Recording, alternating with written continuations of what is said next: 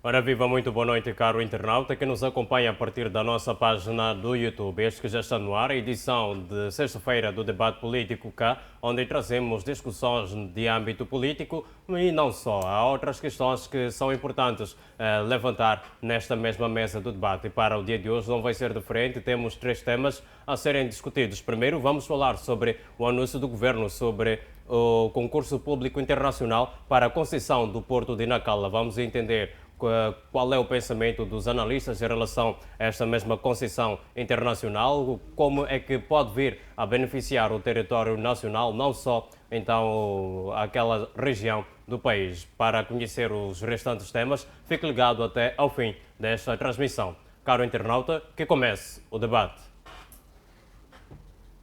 Tal como anunciado, vamos primeiro falar sobre este concurso público anunciado pelo governo de Moçambique em relação à concessão internacional do Porto de Nacala. Magnífico reitor, muito boa noite. Começo mesmo consigo, sem muita demora. O Porto de Nacala é um ativo logístico crítico para Moçambique e para o corredor regional. Estamos a falar especificamente de Malawi, Zâmbia e restantes países do Interland. Esta concessão internacional levanta questões sobre soberania econômica. Como é que olha para ela? Muito boa noite, magnífico. Boa noite, muito obrigado. Muito obrigado por ter sido convidado para esta reflexão em conjunto. Mas antes de tudo, queria que me permitisse que eu saúde os meus colegas, o Dr. Hangai, o Dr. Orlando, os internautas que estão nos assistindo de qualquer parte deste país e também desejar muita saúde, tendo em conta que esta é a primeira vez neste ano 2026 que me encontro nesta televisão. Desejar muita saúde aos gestores deste canal televisivo, à equipe que coordena todas as atividades de comunicação social nesta televisão. E muito obrigado. Para seguir já para o ponto que me é colocado, primeiro dizer que quando se trata de concursos internacionais, nós temos que analisar sempre em duas vertentes. Há aspectos positivos e, por outro lado, existem aspectos negativos. Ora, é preciso encontrar uma balança entre os dois momentos. Entre o momento que é aspecto positivo, um outro que é aspecto negativo. A balança que pesa mais neste momento, tendo em conta que o Porto de Nacala durante muito tempo ficou sob a nossa gestão e, entretanto, nunca estávamos a conseguir fazer o uso, aproveitar toda a sua capacidade. Como sabe-se que aqui na nossa zona da África Austral, um dos portos que tem a maior profundidade das águas marítimas é o Porto de Nacala. Entretanto, o seu aproveitamento não era dos melhores, era um pouco deficiente. Agora, com o concurso público internacional, queria dizer, já vamos trair outras pessoas, outros continentes, outros países, para vir explorar, aproveitar as capacidades que o Porto oferece. Como também, por outro lado, a própria força de trabalho local dos moçambicanos, que estão a referir à província de Nampula, em particular de Nacala, vai se trazer uma grande mais-valia.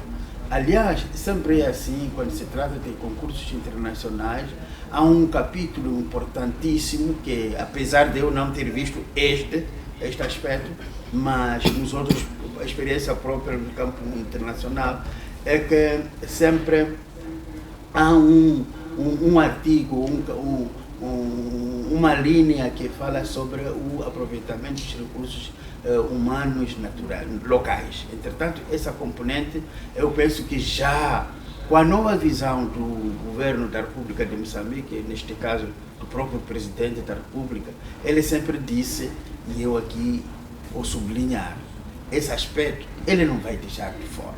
Portanto, a valorização dos recursos humanos locais, na empregabilidade, portanto, no fornecimento da força de trabalho local, vai ser elemento muito importante, capital humano. Muito bem, muitíssimo obrigado, magnífico reitor, por nos trazer esta introdução em relação a este tema sobre a Conceição Internacional do Porto de Nacala. Orlando José, muito boa noite. Vamos ainda conversar em relação a este ponto. Que garantias existem de que o concurso será de fato transparente, livre de captura por interesses econômicos, mas também políticos? Muito boa noite. Boa noite ao magnífico reitor. Boa noite ao professor Pangaia, boa noite a Sibelice, boa noite aos internautas e fiéis da FTV. Questão prévia que trago hoje, talvez são 2 ou 3 questões prévias. Primeiro é saudar o pronunciamento da União Europeia em relação ao segundo momento do diálogo político inclusivo, que é a questão de colocar todos os intervenientes que talvez na primeira não estiveram, sendo o pronunciamento de que deveria uma necessidade de se incluir o Venâncio Mondlane como prominente deste diálogo político inclusivo, e saudar e louvá-lo, porque se trata da própria exigência, a inclusão. A inclusão significa a sociedade civil, atores políticos, religiosos, estudantes, qualquer seja cidadão moçambicano que se encontra nesse país, que tem interesse de contribuir para aquilo que são as reformas legais e também as reformas atuantes dos nossos políticos de Moçambique, possa contribuir em alguma coisa. E neste momento vimos aí a União Europeia mais uma vez a repisar esta pertinência de que este ator político deve estar incluso neste pacote, porque a sua existência, aliás, este diálogo existiu por causa dele mesmo, que em algum momento demonstrou a questão da insatisfação pelo resultado eleitoral e houve movimentação de massas de pessoas formais, informais, académicos, estudantes e tal, e que houve uma consciência sã, reconhecimento de que houve um processo eleitoral mal conduzido e que deveria se repensar em novas ações estratégicas para que num futuro melhor, num futuro breve, não possamos ter os mesmos problemas. Então há que saudar este pronunciamento e também saudar ao presidente desta comissão, o Dr. Elcio Macuacua, que talvez possa saudar também esta intenção de ser incluído. Não só olha a situação como assunto político, mas olha como situação de nação como tal, de todos os intervenientes. Então isso é de louvá-lo, que pela condução desta comissão tem feito o seu trabalho. E neste momento saudamos também essa iniciativa que vai se explorar nas zonas rurais, urbanas, por aí tal, neste diálogo político inclusivo, para colher sensibilidades. É uma oportunidade para quem não esteve, talvez, na primeira, para estar na segunda. É bom, desde que essas informações foram serem colhidas, sejam elas colocadas na prática e não seja também um momento de um faz de conta. É muito saudável. A segunda questão prévia é saudar a questão do trabalho do Conselho Municipal e a Polícia da República de Moçambique. Na outra hora houve uma situação aqui na Marginal de um pouco de falta de prestígio ética de alguns concidadãos que eram desordem naquele lugar, que prontamente foram recolhidos e foram encaminhados no seu devido lugar. Então isto é que saudar a pronta intervenção da polícia e também do Conselho Municipal, e não pode ser naquelas situações, somente de sítio de lazer, mas também outras situações que queiram desordem pública, que possam haver uma intervenção pronta da polícia para que, de um trabalho conjunto, possa haver um esclarecimento e trazer a questão de tranquilidades públicas para que os seus concidadãos possam estar à vontade nos seus lazeres e movimentar-se normalmente na cidade de Maputo, e não só na cidade, mas também em Moçambique. É isso que nós queremos, é isso que nós saudamos pelo esse belo trabalho. Dizer que é um trabalho sério que aconteceu e nós temos que louvar e dar os nossos parabéns a esses atuantes desta garantia da ordem e segurança da comunidade pública. Bom, na questão que me foi colocada, que é a questão do concurso público internacional para a concessão do CAR no Porto de Nacala, dizer que, numa primeira perspectiva, a intenção é boa, tendo em conta que Moçambique esteve como gestor desse porto, mas infelizmente não conseguiu corresponder àquilo que são as preocupações, inquietações, objetivos inerentes àquele lugar, que sendo uma base logística maior e que sabe também que é da região. Então, isso houve uma questão de de não transparência, talvez, de não haver correspondência dos resultados pretendidos para aquele lugar. Já com esse concurso público, qual é o objetivo central deste concurso? É que se encontra um parceiro que possa dar um investimento à altura naquela porto e que também desse gestor possa gerar emprego, porque o objetivo central é gerar emprego para os cidadãos. Vê só que, por exemplo, que agora, se por acaso encontra-se um parceiro sério para investir naquela porto, se fala-se mais ou menos de uma movimentação de 10 milhões de toneladas por ano, que vai triplicar aquilo que é a capacidade atual. Então significa que fosse um estudo de base que vai corresponder à questão da modernização logística, à questão de capacidade operacional do próprio naquela porto. Isto é uma visão. Onde que peca muitas das vezes essa situação de uma visão tão holística como tal? É que acontece que quando há concurso desta natureza, não se olha muito como concurso de neutralidade.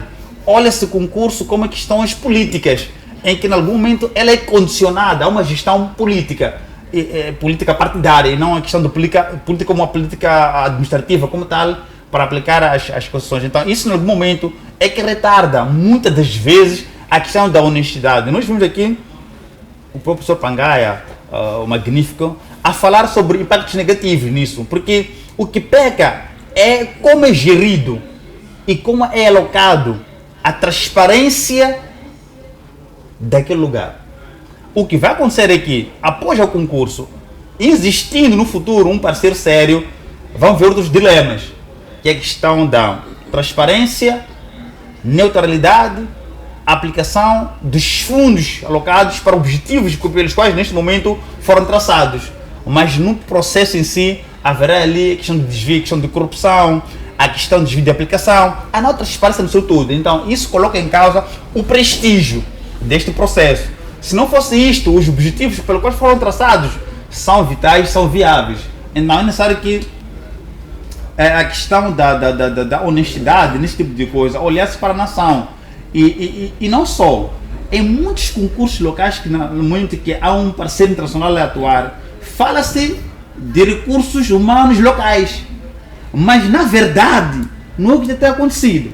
Nós vimos que os recursos locais saem a reclamar de não a sua incorporação ou oportunidade de emprego para tal, mas no traçado plano citou-se lá. Isso não é a primeira vez, em vários outros assuntos nós temos visto que há um traço plano, mas quando se concretiza ou se encontra o parceiro, aquele plano fica de fora. Há um plano obscuro que aparece. Então não se pode condicionar a questão da objetividade da nação e como se fosse um partido político. Isto é mau. Eu nos debates falava que em Moçambique a nação como tal não tem dinheiro, mas vamos ver que há partido político que tem mais dinheiro que a nação. Então essa toda controvérsia, há uma explicação, há um estudo a ser feito para se explicar o que está a acontecer. Então, em muitas ações ou situações que nós verificamos aqui em Moçambique, trata-se tudo como se fosse de uma organização privada político. Isso não pode acontecer. Tem que se olhar essas situações como assunto da nação e benéfica para a nação, porque o desenvolvimento só existe quando há incorporação de todo aquele que no início do plano foi citado e se materializar, mas acontece que há uma citação de um plano e depois a materialização é outra coisa. Então aqui é uma convergência e é aí onde vai pecar este concurso público, se for se encontrar um parceiro e que ele outra vez não vai trazer a sua visão como parceiro, vai trazer uma visão sim, mas vai ser condicionada. A visão dele não será 100%, pode ser de 20%, 30%, os demais será a visão aqui. Então isso tudo pega muitas empresas aqui em Moçambique que tem um parceiro internacional, ele não corre risco, não desenvolve por causa dessa dualidade política e depois em algum momento também ele tem espaço para atuar, há um funcionalismo. Então há muita coisa que tem que se verificar, a não ser que possa se mudar estratégias da atuação administrativa política para que esses concursos ou essa intenção possa se lograr naquilo que é o objetivo central da sua publicação para o concurso internacional. Muito bem, muitíssimo obrigado, Orlando. O professor Pangaia, muito boa noite. O Orlando falava aqui sobre a necessidade de maior transparência por parte do governo, dentre outros pontos. Mas, primeiro, o Estado tem capacidade técnica para fiscalizar adequadamente o concessionário, considerando também os outros pontos em que Orlando citava sobre os recursos humanos que devem ser locais. No entanto, quando já o projeto se efetiva, a história muda. O Estado tem capacidade para fiscalizar? Muito boa noite. Boa noite para si, boa noite, professor Júlio Gonçalves. Professor, porque ele não disse professor doutor. Obrigado. Então, pode repetir o professor doutor Júlio Gonçalves. Professor doutor Júlio Gonçalves, boa noite, o colega do painel, doutor Orlando, boa noite, telespectadores. É muita pena o país estar a ser vendido aos bocados, da maneira como nós estamos a ver. Infelizmente, essa é a tal venda de soberania. Este país já se ousou de poder entregar a croa gente às alfândegas. Lembram-se muito bem disso, uma área vital para um país, mas, no entanto, os governantes deste país, durante um determinado período, entregaram às alfândegas de Moçambique a croa uma entidade da Inglaterra. Hoje está-se a tentar camuflar-se de uma situação de poder concessionar uma infraestrutura tão estratégica que é o Porto de Nacala a um privado, através de um concurso público. Olha, isso é uma artimanha que está-se a dar. Lembra-se, na altura em que o presidente Daniel Francisco Chapo foi aos Estados Unidos para negociar a retoma do Banco Mundial nos empréstimos que o país deveria aceder, os requisitos que Moçambique foi dado para voltar a ceder os empréstimos do Banco Mundial. E não só. Lembram-se recentemente quando os Estados Unidos abre a mão e começa a poder drenar valores para aquele projeto de Millennium Change, e que acabou dando muitos valores para o corredor de Nacala. E nós dissemos aqui de que Estados Unidos não está a entregar aqueles valores sem interesse. O maior interesse que dura há anos é a base aérea de Nacala, é o corredor de Nacala. Base aérea de Nacala foi aquela que Estados Unidos sempre quis para poder montar uma sua base como olheiro dos Estados Unidos para a África no geral. Não podemos duvidar que essa concessão venha a cair para os Estados Unidos. Provavelmente esse negócio já deve ter sido fechado para poder entregar Nacala aos Estados Unidos da América. Isso é triste que o governo moçambicano está a poder fazer. Como é que se pretende entregar a um privado a gestão do Porto de Nacala, uma infraestrutura extremamente estratégica para o país? Primeiro, nós temos aqui a questão de perda de controle por parte do governo moçambicano em relação às mercadorias que vão ser manuseadas naquele porto.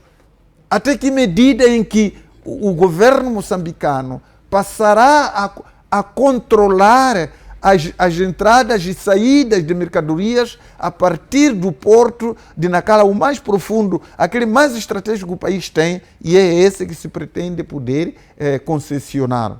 Temos igualmente a dependência externa. A partir da altura em que se entrega aquele porto a um concessionário externo, obviamente que todas as decisões que poderão serem tomadas terão que depender a este. E muitas das vezes, sobretudo quando haver uma questão de interesses conflituantes com esse gestor e com o país. Olha, nós estamos de mal para pior está-se a vender o país e de que maneira? Não é só Moçambique que está sendo vendido. Está a vender a África no geral. Esses governantes, o dia em que a África despertar, a África vai poder condenar aos dirigentes moçambicanos pelo fato de estar a entregar toda a África através de Moçambique. Isso não pode... Ninguém... É preciso poder perceber o itinerário. Estados Unidos tinha cortado quase todos os investimentos em Moçambique. De um momento para o outro, retomaram os investimentos e deram tanto dinheiro para o corredor de Nacala. E nós dissemos isso, de que era preciso poder perceber essa mudança drástica por parte dos Estados Unidos de poder drenar dinheiros aqui. Qual é o interesse? E como não sabia-se que os Estados Unidos sempre tiveram interesse com a base aérea de Nacala, com o corredor de Nacala, logo que aparece essa intenção do governo de dizer que vai poder concessionar o porto de Nacala, paulatinamente está ficando claro que nós estamos a entregar base de Nacala aos Estados Unidos da América. Vamos aguardar, havemos de esperar ver qual vai ser de fato a concessionária que vai receber aquela coisa. Não resta dúvida, será com base nos interesses ocidentais. E é pena que está a acontecer isso. Eu corri logo para falar disso, mas também gostaria de poder colocar o meu ponto prévio em relação às linhas aéreas de Moçambique. Infelizmente, as linhas aéreas de Moçambique, neste momento, estamos com uma percentagem de 53% de atrasos, adiamentos de voos, atrasos de partida, dentre vários. As linhas aéreas de Moçambique estão no momento mais difícil da história. Aquele que foi contratado como presidente do Conselho de Administração, aquele estrangeiro, está desde 19 de dezembro até hoje a dirigir a LAM de fora. Está fora do país desde 19 de dezembro até hoje. Não só as três aeronaves há 4 meses adquiridas estão toda hora a entrar na manutenção, a gastar muito dinheiro pela manutenção dessas novas aeronaves. Uma delas é aquela aeronave que foi comprada por 2,1 milhões de dólares sem motores e está ali entre várias falcatruas. Recentemente, há um aí que era o vogal dessa nova gestão, que estava a faturar $500 por hora para uma formação que estava a decorrer na África do Sul, mas que, na verdade, lá estava-se a pagar 250. Havia uma subfaturação. E quando detectaram isso, acabaram de suspendendo. E não só, a LAM agora está a pagar 100 quartos por dia para as equipes que estão a poder dirigir as aeronaves, porque as aeronaves alugadas, que eles estão a usar praticamente, são elas que estão a garantir os voos domésticos neste momento. Então, a equipe de cada uma das aeronaves, ela tem que hospedar nos hotéis. Então, a LAM está a pagar cerca de 100 quartos por dia, que mais ou menos o custo diário é cerca de um pouco mais de 1 milhão de meticais, que a LAM tem que pagar pelo alojamento da equipe que está, neste momento, a poder orientar os aviões. Olha, é aquilo que nós dizíamos de agora, a entrada de outras instituições públicas para a gestão da LAM só vai poder colocar na falência essas instituições. A LAM, neste momento, em termos de dívida, o que nós vimos aqui, aquilo que a LAM está com. A LAM está a ter uma dívida, aliás, tem uma dívida extremamente alta. E que quem deve estar a pagar isso são as tais novas empresas que entraram lá, que é a HCB, Emoz, Caminhos de Ferro de Moçambique, e parece-me que há uma quarta empresa que depois acabou entrando lá. Tudo isso para poder desfalcar completamente as linhas aéreas de Moçambique. Então, era importante que, neste momento, o governo repensasse sobre a LAM. Estávamos a falar que a ALM atualmente tem uma dívida de 4,8 mil milhões de meticais e tem prejuízos acumulados de 18 mil milhões de meticais. Vale a pena essa empresa? Estão a falar da reestruturação da empresa e está a ver esse cenário todo. O que é que estão a pensar sobre as linhas aéreas de Moçambique? Muito obrigado. Muito bem, muitíssimo obrigado, professor Pangaia. Passamos então dessa maneira para o segundo tema e falando mesmo era pensar já uma expressão citada pelo professor Pangaia. Falamos agora sobre os profissionais de saúde que estão em greve prolongada. Como bem se sabe, foi anunciado recentemente pelo presidente da Associação dos Profissionais de Saúde Unidos e Solidários de Moçambique, Anselmo Muchave, que os mesmos entrariam em greve durante 30 dias. E quando completaram 15 dias, foi anunciado que continuariam nesse mesmo processo até que o governo pagasse 100% do 13º salário e não os 40% que o governo já começou a pagar. Vamos conversar consigo, magnífico reitor, primeiro em relação a esta questão da greve dos profissionais de saúde, olhando para as reivindicações centrais dos mesmos que não estão ligadas apenas à questão do 13º salário, mas eles pedem que o governo cuide da questão do material que é usado, considerando que em algumas unidades sanitárias os profissionais são forçados a reciclar as luvas para poder usar em outros doentes. Esse é apenas um exemplo daquilo que eles passam. Como é que olha para esta reivindicação e o prolongamento da greve? Bom, é paradoxo. É paradoxo por uma razão muito simples. Primeiro quero dizer que as reivindicações do pessoal da saúde são justas.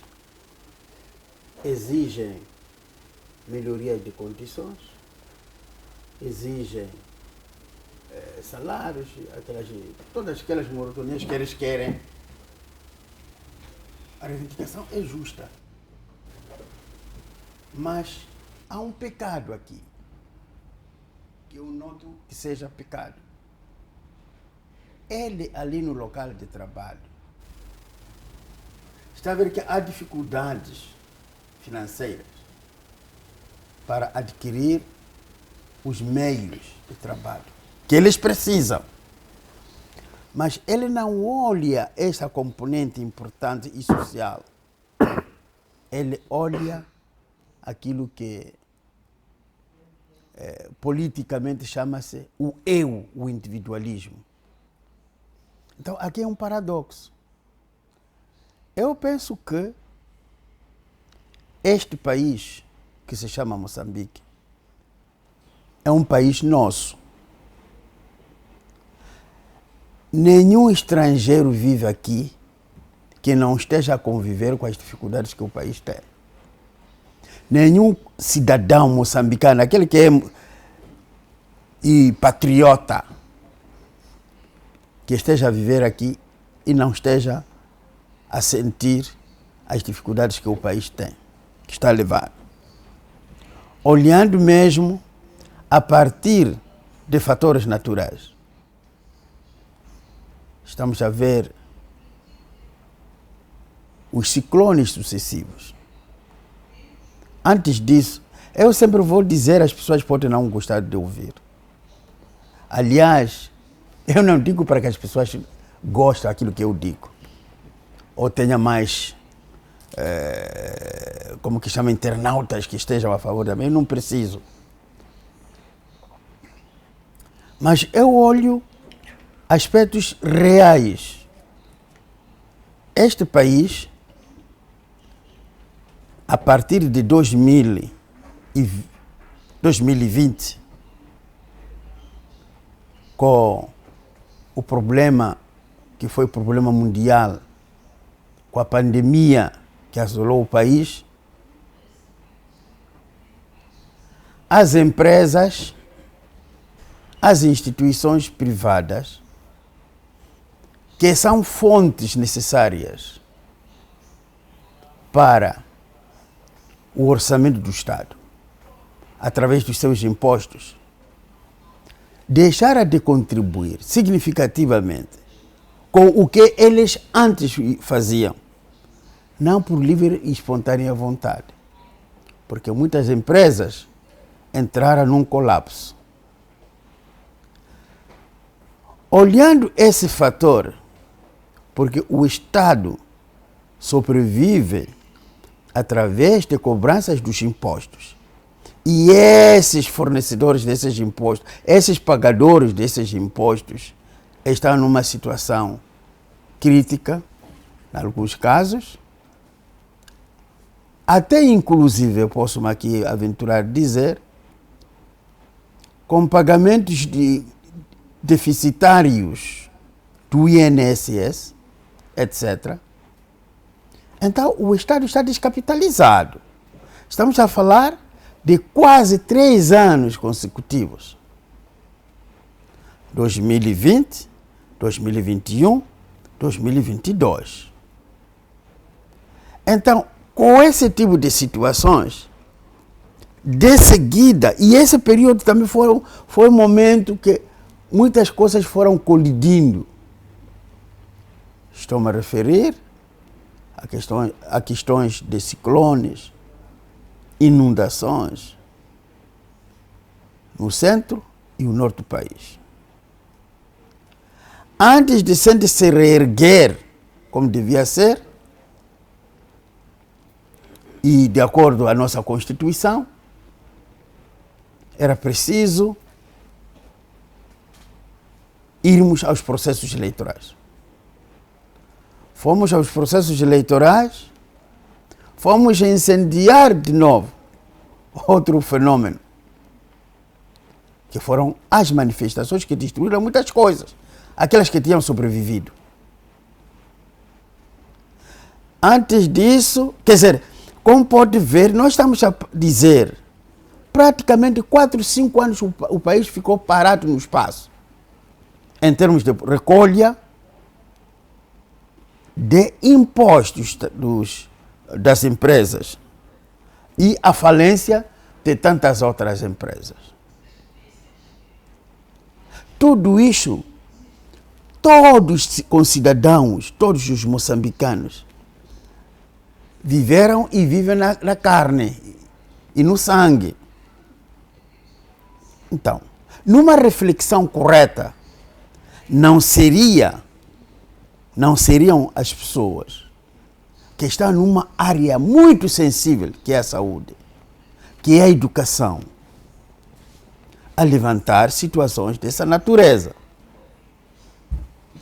Eu respeito as preocupações e concordo com as preocupações que o pessoal da saúde coloca. Mas o país não tem receitas, não tem fundos. O próprio 12º salário, 13º queria dizer, o 13º salário, isto me parece ser aquilo que no passado existia na função pública, como por exemplo a questão do cabaz para os funcionários públicos, para as empresas que produzissem suficientemente no final até dezembro, uma forma de estimular os seus trabalhadores, davam a possibilidade de oferecer um cabaz, de oferecer um 13º. Mas, olhando todos esses fatores adversos, o Estado disse que não está em condições de pagar 100% o salário mínimo. Desculpa, o 13º em 100%. Assim sendo, na minha opinião, teria sido justo, ou seria justo, que o pessoal da saúde não olhasse isso como falta de respeito, mas olhasse isso como um fenômeno objetivo que o Estado tem vontade de ajudar, tem a vontade de pagar, mas está impossibilitado porque não está a conseguir satisfazer como era o desejável. E concordar-se e agradecer com o que é possível ser pago. Porque o 13º não é só válido para os funcionários da saúde, os agentes da saúde. Nós somos professores universitários. Entramos nesse grupo. Os homens da defesa e segurança fazem parte. Toda a sociedade, aquele que é funcionário público, fazem parte. Por que pensar que nós é que somos mais? Então, aqui está aquela componente que politicamente e filosoficamente chama-se o individualismo grosseiro. Entretanto, eu penso que os colegas, os concidadãos que são de saúde, estão a ouvir esse chamamento da consciência, de uma reflexão que o Estado não tem. Aquilo que tem é o que está a pagar. Muito obrigado. Muitíssimo obrigado, magnífico reitor. Passamos então para si. Orlando, o país não tem receitas, defende o reitor, mas como é possível equilibrar o direito à greve com o direito constitucional à saúde? Bom, eu sempre fui sério, na minha opinião, sobre ações de greve de saúde. E no painel passado eu falei sobre questões orçamentais que poderia assegurar a qualidade de trabalho dos profissionais da saúde. Se somos a ver, é que esse setor da saúde é muito sacrificado. Eu falei da saúde, falei de segurança, falei de educação. São setores sensíveis pela sua natureza e que ela incorpora qualquer nível de sociedade em que precisa de serviços básicos de segurança, de educação e de saúde. Qual é o problema maior que tem acontecido neste nosso Estado de Direito Democrático? É que esses setores são sacrificados em termos de orçamentos. Quando o Estado quer sacrificar uma cinta orçamental, pega nesses setores, tendo em conta que esses setores são setores sensíveis, em que ela incorpora o maior número de cidadãos moçambicanos. E isto é grave no Estado de Direito Democrático, em que olhamos para questões constitucionais e olhamos para questões também de direitos, deveres como tal. Então, o que deve acontecer? Eu acho que a greve de saúde não foi uma greve de hoje, é uma greve já em tempo, já vinha acontecendo. E isto coloca em causa a credibilidade e o prestígio do nosso governo relacionado a esse setor sensível à saúde. Se no hospital há problema de medicamento, de luvas, há problemas de assuntos relacionados com logística básica para garantia do funcionamento normal do serviço de saúde, é grave. É grave. Então, isto não podemos olhar isto como problemas fiscais, recolha de receitas. Isso não tem nada a ver. É que as políticas públicas para esses setores pecam e não são de qualidade. E há muita desonestidade por parte do responsável de finanças para a questão do problema do orçamento. Se formos ver, por exemplo, na Assembleia da República, onde os orçamentos como tal nunca reclamam. A cada dia há um engrossar de orçamentos. A cada dia há mordomias. E por que esse sacrifício deve ser e deve acontecer no setor de saúde? Então, a questão aqui é não se importar com o povo, porque a maioria do povo está nesse tipo de serviços. É lá onde recorre para os serviços básicos, aonde tem pronto-socorro. Então, se o governo não prioriza esses setores, é que ele não tem, talvez noção, ou não percebe que essa é a garantia de uma estabilidade de uma nação pobre que nem a nossa, em que anualmente, e essa greve não é de hoje, o setor da saúde já vinha avisando em tempos, haverá greve, e o governo simplesmente com o braço de ferro de que não vamos pagar porque não há isto. E não é assim. é preciso ver e perceber que a preocupação desse setor é sincera, é justa e é necessária. Então, se isso não acontecer e olhar essa situação como questões pequenas, sem nenhuma sensibilidade de quem está, é complicado. Eu tenho dito sempre que é preciso haver uma legitimidade do povo. O povo é que sofre. Então é preciso haver uma legitimidade para a exigência do governo nos orçamentos. Quando o orçamento é aprovado, é preciso haver divulgação imediata, o povo ter conhecimento deste orçamento e também ouvir sensibilidade dos setores que foram afetados sobre certo orçamento. Qual é o impacto que se espera desses setores, para que quando este povo ver aquela lesão, ele recorrer à questão do direito de manifestar, a impugnar a questão do orçamento que foi dado no determinado setor. Isso estaria a colaborar na exigência das condições dos serviços básicos de saúde, de educação e de segurança, porque esses setores são setores que são mais lesados e são setores que dão mais gás, que é mais trabalho para garantir. O chefe do Estado, se está em casa dele a descansar, se o ministro está em casa dele a descansar, se outros governantes, é que esses setores básicos estão a dar o seu máximo para a garantia da segurança emocional de estes setores ou de esta classe que é atingida quando os orçamentos são exíguos, aonde deveriam ser mais aplicados para a garantia de qualidade de serviços. Não faz sentido um enfermeiro, um médico ter problema de luvas, por exemplo, ter problema como dizer,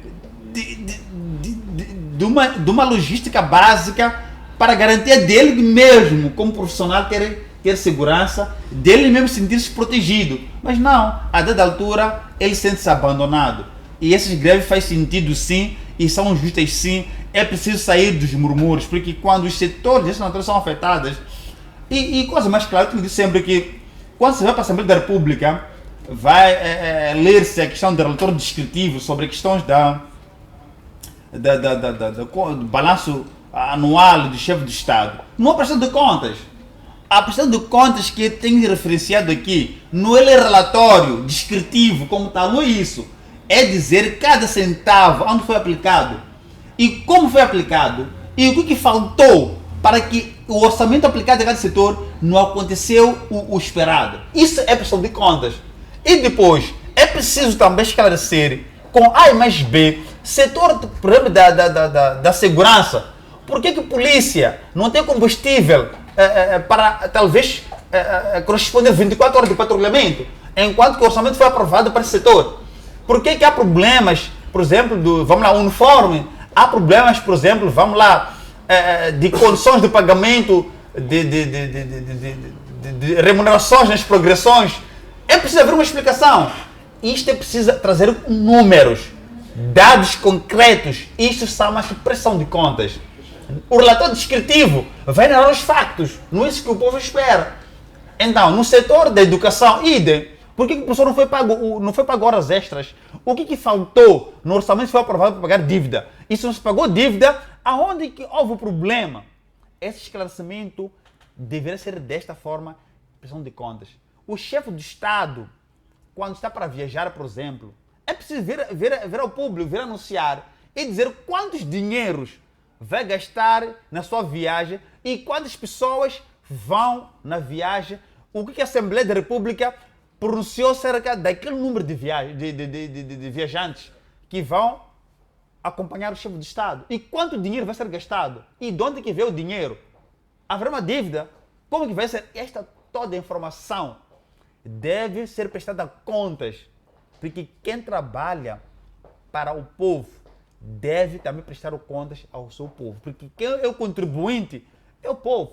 Em Moçambique é normal a gente não saber o que está a fazer sobre contas, por exemplo, sobre viagens. Só ouvimos que há de viajar o chefe do Estado, há de viajar o ministro, há de viajar o secretário do Estado. Não se esclarece que o dinheiro veio de onde. E esse dinheiro como que vai ser canalizado e quanto que vai gastar lá no tema de estadia. Essa informação é muito importante. Para quê? Para que esses setores lesados, eles não se sintam-se como se estivessem a serem sacrificados. Em algum momento pode existir uma razão e noutra pode talvez não existir. Mas por falta de esclarecimento, de prestação de contas, dificilmente essa classe vai acreditar que de facto há ausência disto. E eu disse aqui no programa passado que houve uma rendição de 7 milhões de meticais por causa de dívida na zona tributária, que era para a questão de obedecer o decreto, acho que é 23 de 36, 23 de 32, sobre o pagamento de imposto específico sobre consumos. E isso não se explicou a esse setor. Mas há documentos que vão por aí. Então, o maior problema é esclarecimento. Um ministério, aliás, cada ministério deveria ter capacidade de prestação de contas e não somente nas relações descritivas. Quando está para fazer uma viagem, deve haver um esclarecimento. Quando vai se adquirir qualquer equipamento logístico para qualquer setor, deve também haver prestação de contas. Isto é transparência, para garantir com que manifestações de género não sejam recorrentes, porque essas manifestações descredibilizam a imagem do nosso Estado, descredibiliza aquilo que é o papel do setor da saúde para com o cidadão, porque o cidadão está aqui, ele paga imposto e ele é lesado inocentemente. Então, não há aqui prestação de contas no seu todo para essas todas dúvidas sejam esclarecidas. No dia que nós vamos ter uma capacidade de prestação de contas como tal, não haverá greves. Por quê? Porque as pessoas vão saber que não, se não há, é que não existe o dinheiro. Mas se há, é que há esconderijo. E lá dentro dos setores, é um tratamento igualitário. Não há um tratamento proporcional às condições, não é isso. O que é tratamento igualitário? É haver um esclarecimento sobre certas situações logísticas para não deixar dúvida nos setores. Hoje, por exemplo, está-se a reclamar 40%. Porque não houve esclarecimento. O que houve simplesmente é que não há dinheiro. Como que não há dinheiro? Porque há contribuintes que tiram dinheiro. Há pessoas que tiram... E todos os anos o Estado desconta ao funcionário público sobre aqueles impostos. E o próprio funcionário reclama como que não há dinheiro se eu fui descontado. Então, eu sou contribuinte e nunca falhei nas minhas contribuições, porque é na fonte que o dinheiro sai. Então, toda essa informação precisa de haver um esclarecimento para que as greves não se tornem-se um uniforme normal dentro do nosso governo. Muito bem, muitíssimo obrigado, caríssimo Orlando. Passo mesmo para si. Desculpa, uma pequena coisa, mas eu acho 2 que... minutos para o não estamos a discutir, mas é uma questão que eu acho que... eu não sei se o doutor Orlando já trabalhou no Estado alguma vez, ou já foi servidor de uma entidade na qualidade de dirigente desse setor. Não é aplicável o que está a dizer. Não, espera. Teoricamente, é o que está a dizer, porque nunca esteve lá. Não é possível mesmo, que o presidente da República, depois da aprovação dos orçamentos, ou um ministro ou um ministério, depois da aprovação dos orçamentos, a Assembleia da República, que olha, a verba para o setor X é esta, a verba do é aquela, que cada vez que o ministro sai para a província tem que vir reunir-se com a Assembleia da República. Não é aplicável. O orçamento é aprovado uma só vez. E a prestação de contas é feita também uma só vez. Quando há um orçamento retificativo, então também no orçamento retificativo, o que diz lá? Diz o seguinte, que as atividades que tinham sido planificadas no período X, Y, K, Z, não foram realizadas por falta do fundo de valor X. É esse valor X que se submete à Assembleia da República para aprovação. Então, bom, são questões que é preciso viver lá para perceber que não é possível. Você não há de ver o Trump, ele viajar para coisa nova dele, voltar e estar reunido com a Assembleia da República para prestação de contas. Não existe. O orçamento é aprovado uma só vez. Era só para... Sim, mas... Não estou a desvalorizar o que está a dizer. Sim, mas é uma coisa. Nós estamos perante a uma possível solução. porque acho que algumas indagações é preciso trazer possíveis soluções. E uma delas, que eu estou a referenciar agora, é que a prestação de contas é necessário. Não é uniforme ou não é normal esta informação se normalizar, porque nós estamos concebidos com essa informação de uma forma de alinhamento para os nossos setores, mas deveria se prestar contas, porque esse setor aqui é uma associação esta, que está incorporada dentro do Ministério. Mas se haver esclarecimento de prestação de contas sobre algumas situações, eu creio que algumas greves deveriam parar. Mas enquanto não há essa cultura de prestação de contas, sempre aprovou-se uma vez e terminou, depois vai se dar uma outra vez. Então, não há claridade das informações. E isto coloca em causa o próprio setor em dúvidas. Se de facto isto aconteceu, isto está acontecendo. Mas se a informação ser exaustiva sobre assuntos orçamentais, por exemplo, após a aprovação, por aí a sua aplicabilidade, eu creio que algumas dúvidas que estão a existir, que pairam em algumas associações, que têm legitimidade para fazer greves, iam recuar no tempo. Muito bem. Então, esta cultura de prestação de contas nós não temos. O que acontece é leitura anual de um relatório descritivo, chamamos de balanço, balanço do quê? Como é que é? Na Assembleia da República, o Presidente da República vai fazer Balanço... Informe. um informe anual. Exato. E no ar essa forma anual não está descrito de forma exaustiva, essas informações que estou a falar agora. E nós apreciamos quando o chefe de Estado vai dar o informe, nós pegamos, estamos a ler, apreciamos e vejo isso. Então, não é questão de não ser possível, é possível. Tudo cria-se uma cultura e um hábito para solucionar um problema que está a frequentar muitos. Eu vou dizer aqui na minha intervenção que essas greves podem ser greves injustas e podem ser justas, dependendo da articulação de informações dentro dos setores sobre as questões orçamentais. Porque o maior problema é o dinheiro. Muito então, bem. se acha que o orçamento como isso é mais fácil. E nós vimos, por exemplo, não há luvas, não há máscaras. Isso é um dilema. Mas ninguém sai para esclarecer que a ausência de luva é por causa disto. Vamos esperar um ano para a Assembleia da República para dar a prestação de contas. E este ano, todo esse setor base está a afetar toda a classe social que depende diretamente desses serviços. Então, temos uma cultura diferenciada aqui. Quer que alguma coisa pode vir a alterar no componente comportamental administrativo desses setores para as suas atuações. Para evitarmos greves recorrentes. Toda hora é greve. O setor de saúde anualmente tem greve. O setor de educação anualmente tem greve. Outro setor não tem greve porque não tem legitimidade. Se tivesse a legitimidade, a própria polícia ia fazer greve, mas não tem. bem. Então, Muito bem. isto coloca em causa aquilo que é a segurança administrativa para os setores que são necessários diretamente para com o povo. Muito bem, muitíssimo obrigado, caríssimo Orlando. Professor Pangaia, defende Orlando que é preciso que tanto o povo como também os funcionários públicos, especialmente do setor da saúde, tenham conhecimento acerca das decisões do governo. O governo apenas anunciou que não havia verbas para garantir-se o pagamento a 100% do 13º salário. Mas se o povo e os profissionais não tiverem este conhecimento, quais são as consequências que o Estado pode enfrentar se esta greve se prolongar e permanecer no silêncio em relação às suas decisões? É o seguinte, o governo não tem como poder esclarecer isso aos funcionários, porque está preso na corrupção generalizada que os próprios funcionários assistem dia após dia. O governo igualmente está preso com essa descentralização que se traduz num desgoverno que o país está a passar.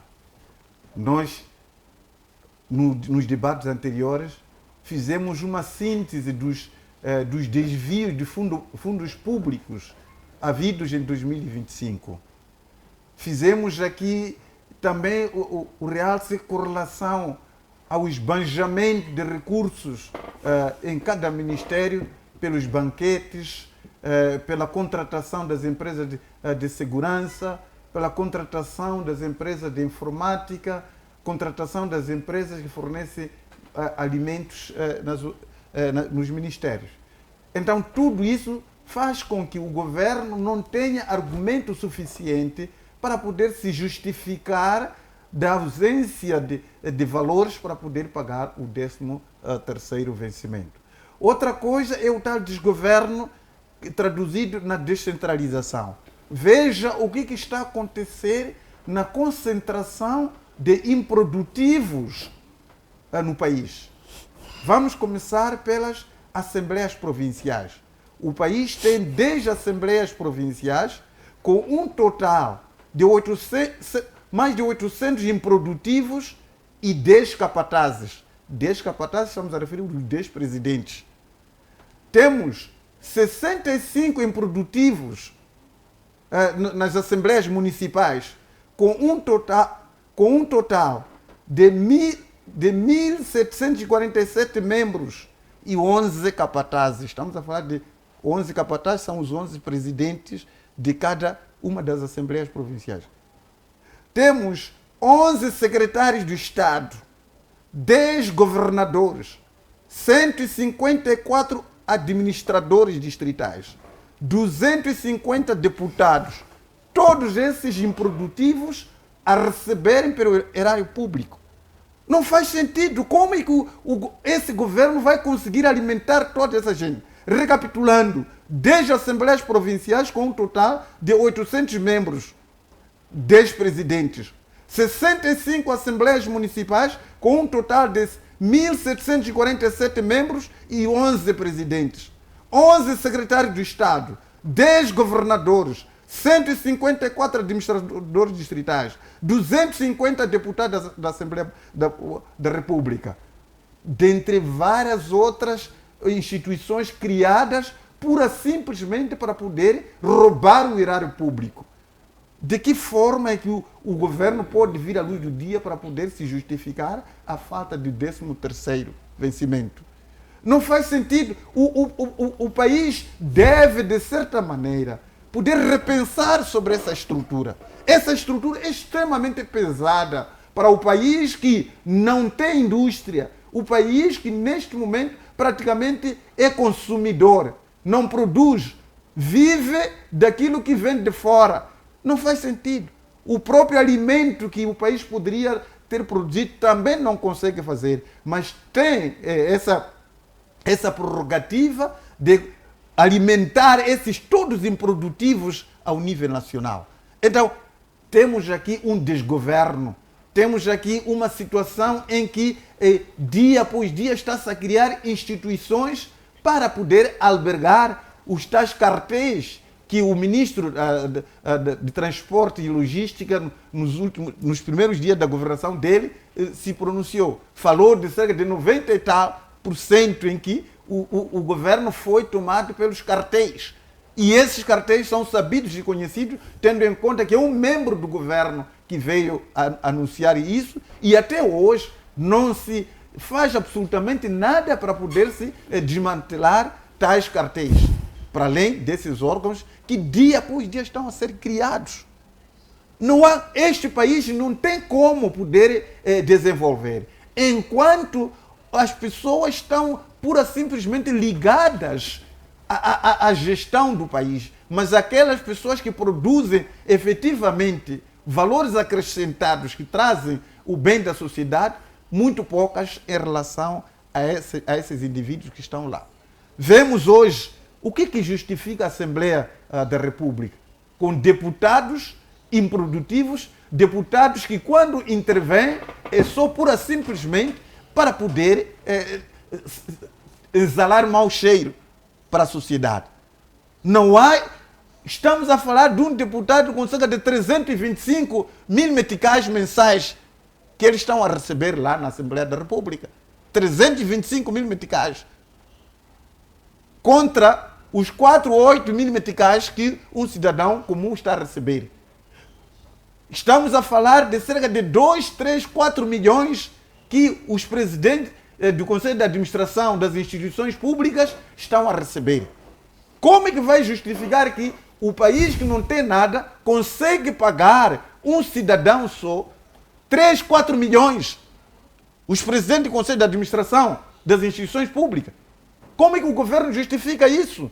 E hoje diz que os enfermeiros, os profissionais da saúde, estão aí a sabotar Quando eles exigem esse pagamento, é porque eles fazem a leitura do seu redor, daquilo que o governo está a conseguir pagar. Se o governo consegue pagar a um PCA 2, 3, 4 milhões, consegue pagar a um deputado acima de 300 mil meticais, consegue pagar a esses improdutivos, os membros das assembleias provinciais, das assembleias municipais, os presidentes das assembleias, como é que não pode pagar o setor vital como o setor da saúde?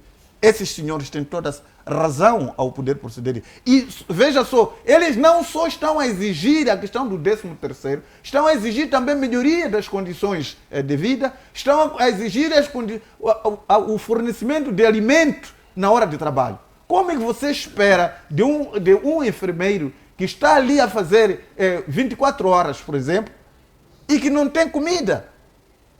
Como é que vai atender a pessoa, os pacientes nessas condições? Estão a exigir também medicamentos.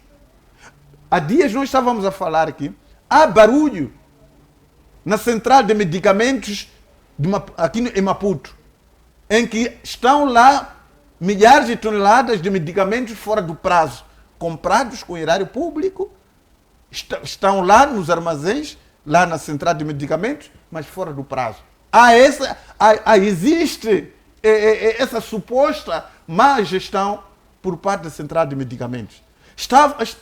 Aí, essa suposta equipe de adjudicação de empresas, de adjudicação das empresas que importam os medicamentos, a mesma equipe de júri está desde 2017 até então, não é mudada. E 3 empresas, dentre várias que concorrem, só essas 3 empresas que normalmente ganham os concursos. Então é preciso que se vá apurar a veracidade dessa situação. E ainda esses mesmos profissionais da saúde denunciaram o desvio de 14 milhões de meticais. Então, denunciaram o desvio de 14 milhões de meticais. Por um lado, está-se a falar que não tem dinheiro para poder pagar o 13º. Até hoje, o Ministério da Saúde não veio desmentir sobre os referidos 14 milhões que foram desviados. Se efetivamente os profissionais da saúde estão a dizer a verdade ou estão a mentir. Não é? Essa questão da gestão da central dos medicamentos, essa suposta má gestão, é importante que o Ministério da Saúde vá averiguar essas situações que estão sendo reportadas dos medicamentos fora de prazo, da equipe de júri que está a adjudicar as mesmas empresas, se isso constitui verdade ou não, e poder esclarecer essas questões que dia após dia estão a circular por aí. Muito bem. Muito obrigado. Muitíssimo obrigado, professor Pancaia. Acho que a necessidade, então, depois de uma análise exaustiva em relação à crise no setor da saúde, que levou, então, ao anúncio desta greve, que já chega há quase 30 dias. Magnífico reitor, Maputo, especificamente a província de Maputo, voltou a cheirar pólvora. Uma adolescente e 2 presumíveis raptores morreram em troca de tiros. Como é que olha para essa situação, considerando que muito recentemente não apenas a cidade de Maputo, como também a província e o resto do país assistiram palcos, pode-se assim considerar, de troca de tiros. Estamos a falar de, na sua maioria, agentes envolvidos com o Cernic, como também a Polícia da República de Moçambique. Como é que olha para tudo isto? Muito obrigado. Mas antes disso, só queria pegar uma pequena questão na intervenção do professor Pangai. Ele está a dizer que há razão de não haver eleições distritais, porque vamos aumentar o número de improdutivos nas assembleias distritais. Se agora o peso é maior, quanto mais 155 distritos, cada distrito termos uma assembleia distrital. Então, está a dizer isso. Mas também está a contradizer alguma questão que eu acho que os telespectadores devem perceber. Essas todas as estruturas que existem visam, na verdade, o cumprimento daquilo que está plasmado na nossa Constituição, a questão da descentralização. Portanto, o processo eleitoral que adotamos, que tem que ser, nós temos que aceder aos poderes legislativos, etc., mediante o processo eleitoral. Então, já não temos maneira de como pegarmos, rasgarmos a Constituição, de modo que não exista a Assembleia da República, de modo que não exista assembleias provinciais, as assembleias municipais. Não há como. Me parece que pode ser um pouco retrógrada pensarmos que temos que voltar ao sistema anterior, que o presidente da República, aliás, mesmo no passado, lembro-me que quando ainda era o partido único, nós tínhamos a Assembleia da República, cujo primeiro presidente da Assembleia da República em Moçambique foi Sua Excelência Marcelino dos Santos. Quer dizer, independentemente de que circunstâncias as coisas podem ser, sempre nós vamos cair na mesma, no mesmo diapasão, numa perspectiva de devolver o poder ao povo moçambicano. Então, esse aspecto, eu acho que melhor nós possamos refletir num outro tema, num dia específico, que possamos falar sobre órgãos deliberativos e legislativos da República de Moçambique. Porque agora um cheirinho assim, a população, as pessoas, os jovens, estão a pensar que afinal de contas nem era necessário existir. E outro aspecto que é muito paralelo a isto é que se as pessoas foram eleitas, se as pessoas estão a exercer poderes que lhes foram conferidos, é preciso lhes remunerar. Remunerar bem ou não remunerar bem, mas é preciso remunerar. Agora, nesse processo que nós temos que voltar a discutir, que eu penso que a FTV deve nos blindar isso, temos que refletir a questão das remunerações nesses órgãos legislativos. Estou-me a referir à Assembleia da República, estou-me a referir à Assembleia Provincial, às Assembleias Provinciais, etc, etc. Então temos que refletir, porque segundo a informação que o doutor Pangai traz aqui, um deputado, 300 mil meticais por mês, vezes 250 deputados, é uma soma. São 70 e tal milhões, pá, é muito dinheiro. 70 e tal milhões por mês para o ano é muito dinheiro, né? É muito dinheiro. Então eu penso que o tema que podemos discutir, eu não ponho em causa, não é para pôr em causa os órgãos deliberativos, órgãos já deliberativos da Assembleia da República, ou dos órgãos no geral, que já estão plasmados na nossa Constituição. Se calhar pensarmos quais são as remunerações passíveis para que aquela gente não fique na Assembleia da República também só ficar por ficar, não é? E não ganhar alguma coisinha porque deixam famílias, etc. Estão a realizar uma atividade muito importante que eu penso que aqueles ali não são, como costuma se dizer, como o doutor chama, são improdutivos, etc. Eu não considero que os deputados da Assembleia da República sejam improdutivos. São pessoas que nós precisamos que eles legislem a nossa vida, a vida do país, façam a inspeção, façam a supervisão das atividades do Estado. Relativamente ao ponto que colocou sobre o que aconteceu nesse, acho que foi antes de ontem, né? Ou foi ontem?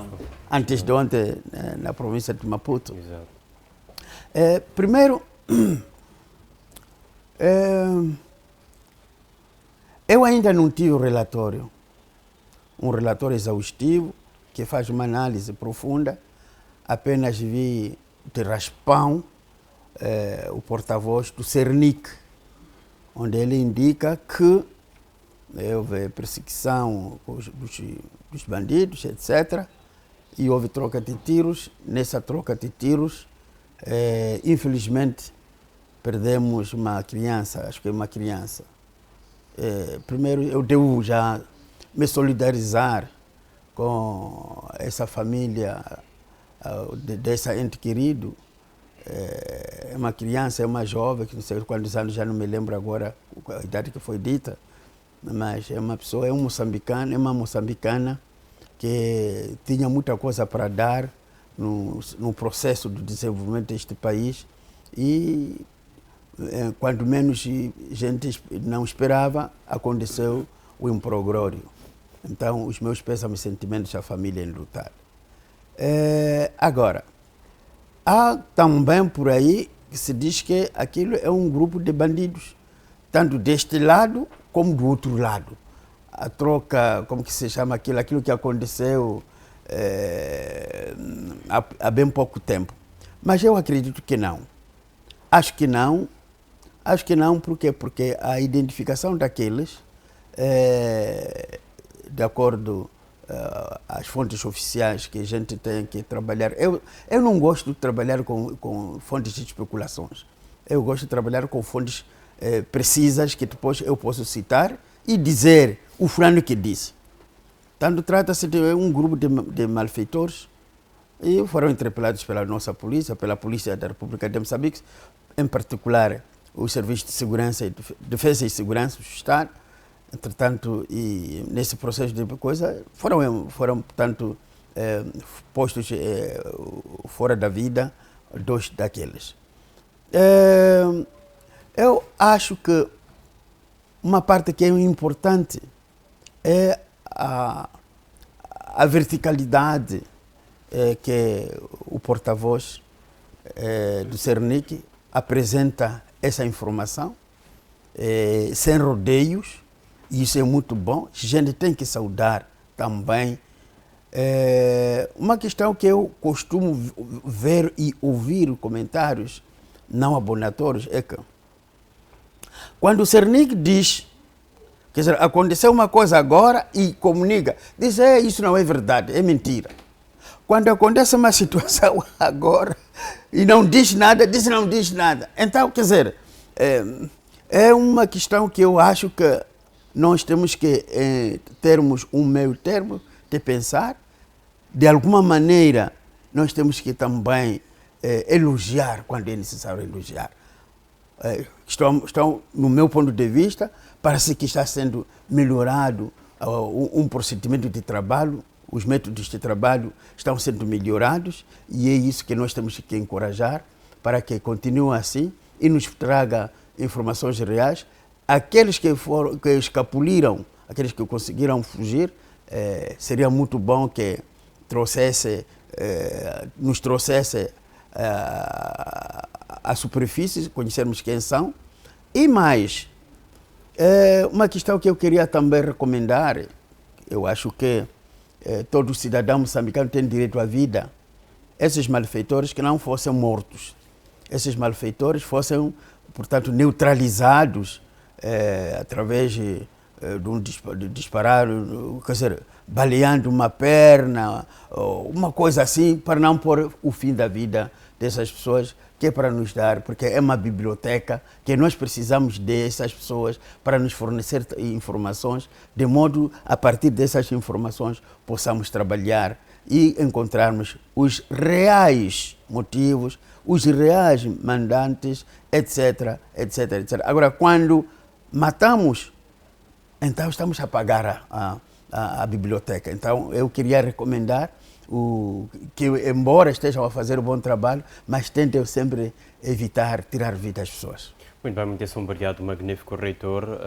Orlando José, estamos a falar de uma situação preocupante em que a província de Maputo, como bem disse antes, volta a cheirar pólvora e desta vez uma vida inocente foi tirada. A atuação policial desta vez demonstra de fato eficácia ou então falhas operacionais? Bom, onde há tiroteio e um incidente sempre acontece. E isso não pode ser motivo de descredibilizar o trabalho feito no âmbito da perseguição entre o polícia e os malfeitores. Este é um processo normal, onde sempre há, até que não dá guerra, né? Sempre onde há guerra, serão mortes, e não mortes intencionais, mas involuntários ou não intencionais. Isso é normal. Então, naquele processo de tiroteio que aconteceu, é que a única forma que a polícia tinha para neutralizar aqueles miliantes era a correspondência iniciais deles, porque eles queriam escapar da polícia. O que eles fizeram? Tem uma iniciativa de entrar contra a polícia, e a polícia não poderia não reagir à mesma proporcionalidade. Isso não. Quer dizer, o bandido está de arma e você vai de katana. Não, não é isso. Ele agiu de um instrumento em que a polícia também tem o mesmo instrumento e atua da mesma proporcionalidade. Isto não é nenhum problema. É legal, é perceptível e é justo desta natureza. Então, se eles foram atingidos mortalmente, é que se eles fossem o inverso, iam matar a polícia para conseguir escapulir. Então, a única forma que tinha a polícia era atirar contra eles e a intenção real é neutralizar. Em última instância, é quando talvez do incidente surgiu mortes, mas talvez a intenção real da polícia não era matar, era mesmo neutralizá-los. Então, a questão do estudante que foi alvejado mortalmente à vinda da escola ou ia à escola, bom, não podemos olhar esse cenário como um cenário de improcedência da polícia, não. É um cenário de incidente eventual naquelas circunstâncias, porque quando se atira contra um inimigo, a munição pode ir diretamente ao inimigo ou pode cair numa outra situação e pode criar um incidente. Isto é normal. Então, o que nós temos que fazer é que a sociedade, quando vemos som desta natureza, onde há tiroteios, é preciso uma distância iniciada pela sociedade. O que acontece é que quando há tiroteios, a tendência da sociedade ir se aglomerar para assistir o filme é muito maior. Isso é grave. Então, o alerta é que quando há tiroteios, é preciso urgência de distanciamento entre a comunidade e os atores naquele momento ali, que estão a trocar tiros. Deixar com que o cenário termine para ir assistir. Tem sido de longe, porque quando aproxima-se ao local, nenhum agente tem capacidade de controlar o alvo quando há tiroteio. Questões emocionais, apreensividade para neutralizar o gatuno. Então, esse todo procedimento acontece no meio de uma convulsão. Então, e isto não podemos condenar, julgar que não, por isso não atuou bem porque houve um incidente naquelas circunstâncias. Isso acontece em qualquer canto do mundo. O que deve acontecer é que a sociedade deve distanciar-se, deixar os atores lá, que é a polícia e os miliantes. É louvável que alguns dos miliantes foram neutralizados já, mas sem vida, porque a ideia era neutralizá-los e encontrar vida ou morte. Quando se vai para uma guerra, vai para uma batalha, é que a decisão é clara. Vida ou morte. Então, vida ou morte, porque eles também, aí disseram matar a polícia. E não poderia não seria bonito, a polícia perdeu a vida por malfeitores. Ali ia haver, como sempre, há uma qualificação de despreparo da polícia, por tal não. Houve uma boa resposta por parte dos serviços, dos agentes de Cernic e agir prontamente. É isso que deve acontecer. Noutras circunstâncias, o inimigo tem que ser neutralizado com vida ou morte. Porque se vai para o terreno e não neutralizá-los, significa que há uma fragilidade para da polícia. E a polícia são agentes preparados técnica e taticamente para as situações de gênero. Então, logo, houve uma resposta imediata sobre isto. Isso há que louvar e dar uns parabéns aos agentes Cernic pelo trabalho dele e a polícia que têm feito. É assim que deve agir de forma coerente. Não, é diferente quando o polícia é matado pelo inimigo, porque já precisa de conta, é muita coisa que se leva em debate. Então, há que louvar sobre esses assuntos. E mesmo nós víamos frisando nos debates, é preciso que nas zonas haja vigilância, porque nas nossas comunidades é onde estão residentes esses gatunos. Sai dali, vão atuar e querem matar a polícia. E essa mesma polícia nós precisamos para fazer patrulha nos nossos bairros. Então isso não pode acontecer. Há que louvar, dar nossos parabéns que foram usados, porque eles também safaram vidas, que foram matados. Então não se pode aqui escapar qualquer situação, porque não, é uma correspondência como tal. Se tivesse neutralizado era muito bom. Como dizia o professor, o magnífico reitor, seria uma fonte de informações para os demais que estão escondidos por algures ali. Muito bem, muitíssimo obrigado, caríssimo Orlando. Professor Pangai, Que medidas é que são necessárias de serem implementadas para combater redes criminosas, especialmente quando se trata de rapto? Olha, nós temos estado a ouvir, a acompanhar o dia a dia de que os membros da Defesa e Segurança, PRM, inclusive, também estão envolvidos nos raptos. Isso tem estado a se propalar há dias. Vimos aquele cerco do comando provincial Maputo, do agente da Cernic e membros da PRM. Então, eu acho que neste momento era importante que esses dois, porque segundo o relator do Cernic, diz que na viatura onde estavam esses malfeitores, eram 5 no total.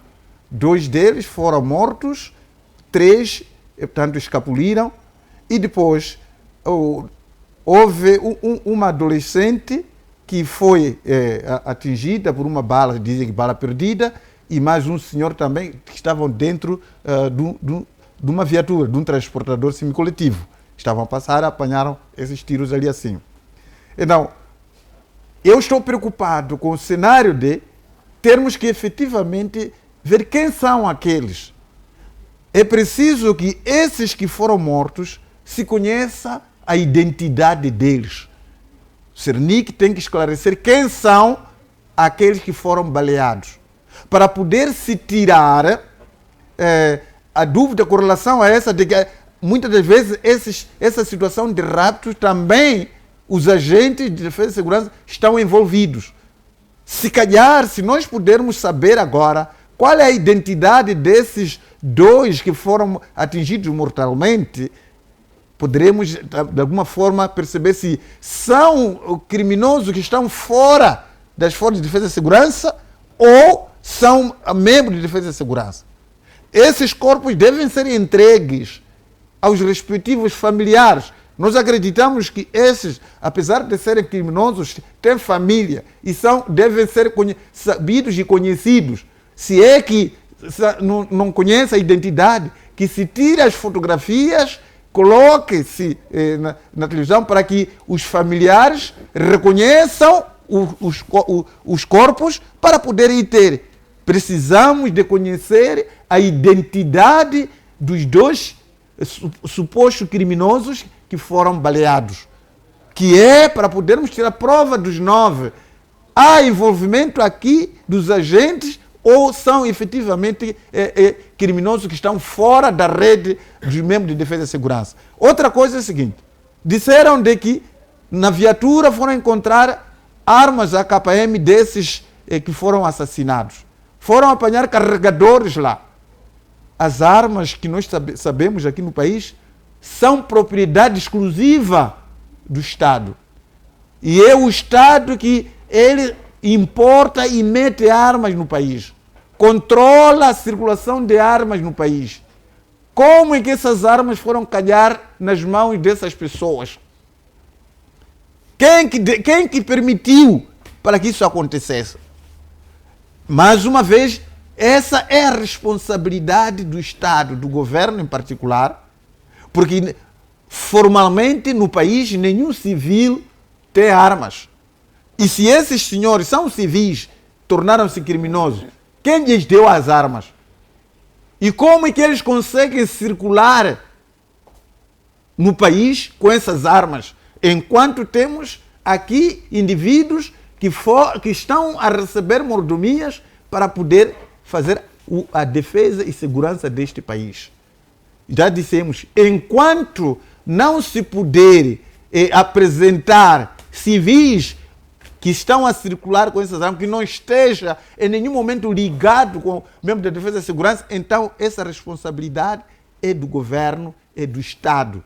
Esses senhores, até agora, sem esclarecimento concreto, aqueles senhores lutaram entre eles. É preciso que o governo, Cernic, venha nos dar a identidade dos 2 ditos criminosos que dizem que foram baleados.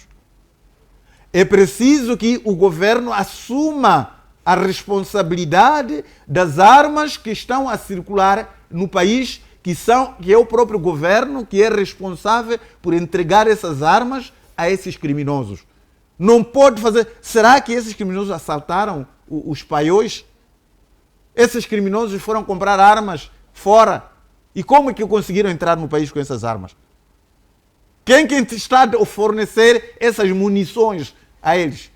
Não há nenhuma loja em Moçambique que vende munições, armas para os civis. Então, não pode aqui tentar fugir da responsabilidade de que esta situação é... Esses membros que balearam essa criança devem ser responsabilizados. Devem ser responsabilizados. Não pode, em nenhum momento, criar condições de querer neutralizar o bandido e depois matar o civil. Não pode acontecer isso. Até, olha, eles são treinados, até são ultrapassados com camponeses. Um camponês vai a Machamba, volta, encontra uma serpente na cristaleira. Ele não rompe com a cristaleira. Mete fumo para que a serpente saia e depois mate. O camponês tem essa estratégia. Imagine lá que o camponês chega, encontrou a serpente dentro da cristaleira e começa a pegar o pau a partir para matar a cobra.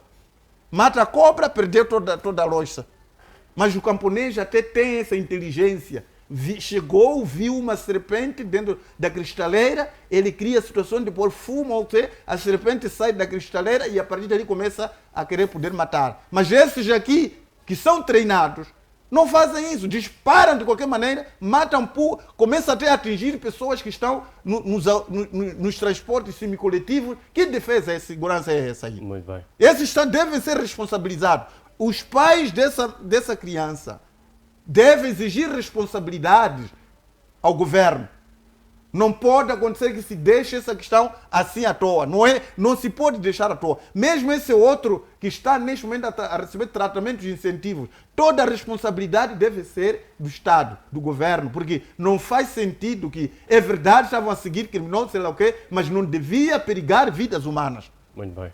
Muitíssimo obrigado, professor Pangaia. Já não temos tempo, caríssimo. Sim, mas porém, já não temos tempo. A questão do 30 segundos, por favor. A questão 30 de bala segundos. perdida não foi esclarecida se é do lado dos gatunos ou lá da polícia. Simplesmente falaram que é bala perdida. De onde? Porque havia rotina, não houve esclarecimento. A não ser que o porta-voz vem esclarecer depois da perícia de onde que vinha aquela bala. Muito bem, muitíssimo obrigado. Mas há uma questão outra também. 30 segundos também. Há uma questão muito importante. As armas, há muito tempo, quando a economia era centralizada, era o único importador o Estado. Hoje em dia já armas andam por aí, principalmente depois daquelas manifestações que foram assaltadas as esquadras e roubaram muitas armas. Vão recuperar, não temos mesmo defesa e segurança. Muito Nós bem. estamos o erário público. Eu estou a dizer o seguinte, que as armas hoje andam em mãos alheias. Mas É isso só. Quem é responsável de tudo não é por isso? causa de O governo. manifestação. Não é por causa de manifestação. Mas Muito também bem. contribuíram. Não, a manifestação é um porque episódio. nas esquadras, quando foram invadir as esquadras, Essa é a aquelas desculpa. esquadras que foram queimadas, não sei o quê, roubaram Mas armas muito lá. antes, já as armas circulavam mais alheias. Antes das manifestações se magnificam. Muito bem, muitíssimo obrigado, caríssimos jornalistas, caríssimos comentadores, pelas suas intervenções, mas é claro que o agradecimento especial vai para si, caro internauta, que nos acompanhou do princípio até o final deste debate. Falamos do debate político que passa às sextas, às 20h45 no seu ecrã para lhe proporcionar o melhor das discussões de âmbito político. Nós voltamos na próxima semana com mais temas a serem enrolados nesta mesma mesa. Mas não vamos sem antes desejar um final de semana altamente abençoado e que fique bem, melhor dizendo, fique com Deus. Até lá.